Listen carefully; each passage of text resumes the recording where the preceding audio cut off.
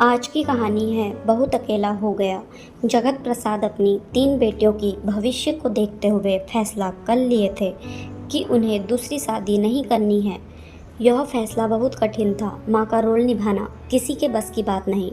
फिर वह तो पिता थे, उन्हें तो बेटियों की ज़रूरत की समझ भी नहीं थी।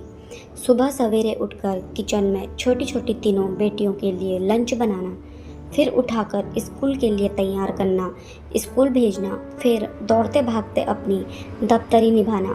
सच में एक औरत को हम जितना कुछ कह लें, मगर माँ के रूप में उस औरत की कोई जोड़ नहीं होता।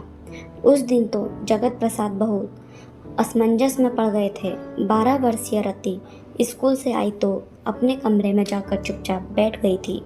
जगत प्रसाद कारण पूछे, शर्म से वह बच्ची कुछ नहीं कह सकी। तभी जगत प्रसाद की नज़र बिस्तर पर पड़ी जहाँ रत्ती बैठी थी। बिस्तर गंदा हो गया था, मतलब उनकी नन्ही रत्ती युवती बन गई। वह चुपचाप दुकान से पैड लाकर उसके कमरे में रख दिए थे। अमूमन ऐसी स्थिति में एक माँ अपनी बेटी की सखी बन उसे सब कुछ समझाती है, मगर एक पिता क्या कहे। यही वक्त है जब पिता की लाचारी झलक जाती है। रति के बाद जगत प्रसाद को पता भी नहीं चल सका कि उनकी 2 और छोटी बेटियां स्वीटी और बेली कैसे बड़ी हुई। रति के धीरे धीरे माँ का स्थान लेना शुरू कर दिया था। ऐसा ही होता है, माँ के नहीं रहने पर बड़ी बहन ही माँ के रोल में आ जाती है। आज जब जगत प्रसाद के एक मित्र ने उनकी बड़ी बेटी रति के लिए विवाह का प्रस्ताव रखा, तब जैसे जगत प्रसाद नींद से जागे तो क्या उनकी रति इतनी बड़ी हो गई है कि उसका विवाह करने का वक्त आ गया। वह तो अभी तक उन्हें नन्ही बच्ची ही समझ रहे थे। ओह, एक बार फिर वह माँ की जगह नहीं ले सके।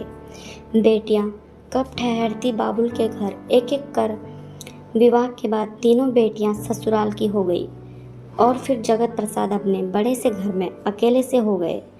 अब एक बेटी हो तो उसके घर को ठिकाना बनाया जा सकता है, परंतु तीनों बेटियों के घर जा जाकर रहना थोड़ा कठिन हो जाता है। इसलिए वह अपने घर को ही पकड़े हुए थे, जहाँ दीवार पर फूल माला पहनी पत्नी के सिवा और कोई नहीं था। जगत प्रसाद अपने कमरे में बैठकर पत्नी की तस्वीर को निहार रहे थे। तभी रति का फ़ोन आया। पापा जॉब के लिए सिलसिले में बेली और उसके पति स्नेहिल को विदेश जाना है।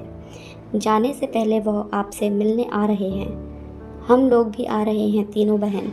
जगत प्रसाद के चेहरे पर चमक आ गई। बहुत दिनों बाद तीनों बेटियां एक साथ आ रही हैं। वे घर के काम के लिए रखे नौकर बद्री को बोले, बद्री तुम अपनी पत्नी को भी काम के लिए बुला लेना। मेरी तीनों बेटियां आ रही हैं, उन्हें कोई दिक्कत ना हो। घर की साफ सफाई अच्छी तरह से कर लो, फिर देख लो ज़रूरत की हर चीज़ पूर्ण है या नहीं, वरना लिस्ट बनाकर बाजार से ले आओ। मालिक के चेहरे पर खुशी की चमक देख बद्री बोला, मालिक आप चिंता नहीं करें, मगर चिंता तो माँ की तरह एक पिता कर रहे थे कि बेटियों के आने पर उन्हें थोड़ा भी कष्ट ना हो। दूसरे दिन एक के बाद एक तीनों बेटियां अपने पति और बच्चों के साथ आ गए। घर में जैसे रौनक लौट आई। बच्चे नाना जी कर रहे थे। रति किचन संभाल रही थी। स्वीटी सबको नाश्ता खाना लगा रही थी। बेली परदेश जाने का कार्यक्रम जगत प्रसाद को बता रही थी। घर में सबके आने से उत्सव जैसा माहौल लग रहा था।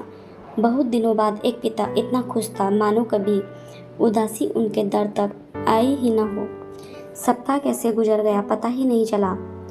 पहले जिगर का टुकड़ा सबसे छोटी बेटी बेली जाने को निकली, फिर स्वीटी, अंत में रति। मानो बहनों को विदा करना उसका कर्तव्य हो, क्योंकि वह बड़ी जो ठहरी।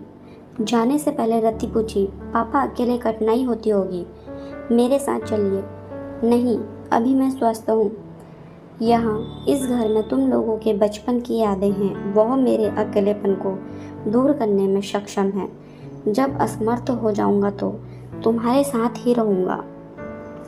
तो दोस्तों, आपको कहानी कैसे लगी कमेंट करके ज़रूर बताएं और साथ ही हमारे चैनल को सब्सक्राइब करें और बेल आइकन दबाना ना भूलें।